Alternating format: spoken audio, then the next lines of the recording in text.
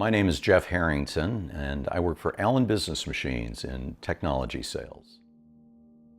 I am the secretary. I'm one of the original board members from 3 years ago when Amy started up Paul's Place. I heard about Paul's Place through a friend of Amy's. She told me that Amy was starting basically a McDonald's house for adults. And I had a particular situation in my life that gave me a keen interest. Back in June of 2007, my then totally healthy 19-year-old daughter had just finished her freshman year of college, flew off for the first time on her own. She went for a long weekend to visit her boyfriend, who was taking summer school at the University of Virginia in Charlottesville. Flew out, everything went fine. At 4 in the morning that first night, got that dreaded phone call that parents don't want to hear. It was actually my daughter, very labored voice, said her arms were tingling, legs were tingling. We thought, you're probably dehydrated in that, didn't eat and drink right on the travels. Have your boyfriend take you into the ER, sure you'll be fine. They did that, and at 9 the next morning, we got a phone call from University of Virginia Medical Center saying, your daughter's in a coma. You need to get out here now. So my wife packed my go bag. As I gathered some things, we shot out to Bearfield, as I still call it, and found the quickest way that I could get to Charlottesville. That was about 9, 10 o'clock, probably 10:30, 11. It was another 12 hours before I landed, and her boyfriend picked me up, got to the airport, spent the first night at the hospital. My wife, after arranging for my son to be looked after, flew out the next day. So I spent the night in my daughter's ICU, get that right, room that first night, having no idea what we were going to be confronting. They didn't have a diagnosis at that point. The next day, as we're talking with doctors and going through all of those things, we were approached by one of the hospital's social workers that said, realize you're not from these parts. Have you made arrangements for lodging? That was the last thing on our mind. We just wanted to be with our daughter. We had no idea how long we would be in Virginia. Turns out we were there for a month, and we hadn't made any arrangements for lodging and weren't looking forward to spending, even though it was summertime and kind of off season for a college town, still quite expensive to stay in Charlottesville. So we were told that Ronald McDonald House had an opening. However, your 19-year-old daughter puts her kind of aged out. You can be put up there, but it's near capacity. And if a family comes in with a minor child, you'll be asked to move with 24 hours notice. Well, that just wasn't going to be an option. So we ended up having to look around, and with the help from their social services staff, found a short-term apartment rental, again, week to week, well off campus. We flew out there. We didn't have transportation. We were pretty far away, and that was before Uber. So every day we were having to take a cab in to visit with our daughter. The long and short is my daughter is still with us. She suffered an autoimmune neuro attack called acute disseminated encephalomyelitis. My wife is now her full-time caregiver. But when Amy started up Paul's Place, as you can tell from that, I have firsthand experience of what it's like to have a loved one in a situation that you did not plan for. And now you want to be by their side, and you have to be able to take care of all of those ancillary issues that come up and that you have to address. And so I'm kind of a kindred spirit with Amy of when I heard that she was going to start Paul's Place, I knew that that was something that I wanted to be involved with, because it's great that we have Ronald McDonald House, that we have the Hope House out at the Lutheran campus. But there are many, many people that are coming in for an adult child, a spouse, a sibling, that they want to be there and want to provide that support for them. And it just, with mounting hospital bills and so forth, it's just impossible to be able to afford to do that for so many people.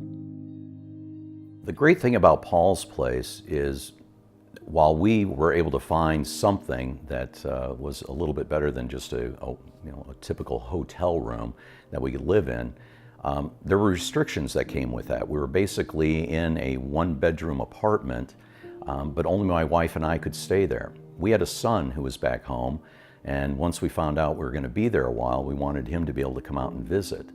So a brother-in-law and his wife brought him out. They drove out, and they were there for a long weekend. My son had to stay with his aunt and uncle because he was not allowed to stay with us in the temporary housing that we had arranged. So having a setting that Paul's Place provides here in Fort Wayne is more than ideal. It provides, it's a true home type space. Each apartment has 2 bedrooms, it has a full kitchen, a full living area. It really takes a lot of the stress off because you just cannot imagine the stress you're going through when you have a loved one in the hospital and you're concerned about them. You don't want to have to think about anything else. The feedback that I've heard from people that have utilized Paul's Place has been more than positive. It's not just giving them a roof over their heads, it's also the extra support services, kind of the social services, if you will. Amy has really thought this out from her background, her experiences with the research that Paul's Place as a group has now done to really provide not just, again, a place to stay while a loved one's in the hospital, but also to be thinking about all of those other issues that they need to be assisted with. And Paul's Place does a great job of doing that. And everybody that I have heard feedback from has been extremely grateful. What I'd really like to see for Paul's Place as it expands is to truly have a communal house, if you will, really along the same lines as a McDonald House, Ronald McDonald House, and the Hope House out at Lutheran. There you have situations, or settings I should say, where families that share a common bond, a loved one being in extended care at a hospital, being able to support each other and sharing empathy with each other. And I'd like to see that for Paul's Place, that eventually a communal home is the term, that more than just being a single apartment, that individuals would be able to talk with each other, share their experiences, and just have that additional support. Paul's Place is off to a great start. Currently we have 2 apartments. They're close to Parkview, and yet the access makes it easy to get out to Lutheran Hospital as well. The best way now for anybody to support Paul's Place really comes down to a couple of things. Number one is spreading the awareness of the facility. Obviously, it's really intended for people that are coming from outside of Fort Wayne that will be utilizing Paul's Place, but to get that word out to individuals. And secondly, and just as importantly, is support. And that support can come in a few matters or fashions. A donation so that we can defray the costs of today, the rentals and the other ancillary costs. And in the future, being able to acquire enough funds to be able to create and maintain that communal house. And finally, there's also the ability to donate in other ways, be it furniture, be it just appliances, things of that sort. Anything that any living environment needs, Paul's Place is certainly open to those types of donations.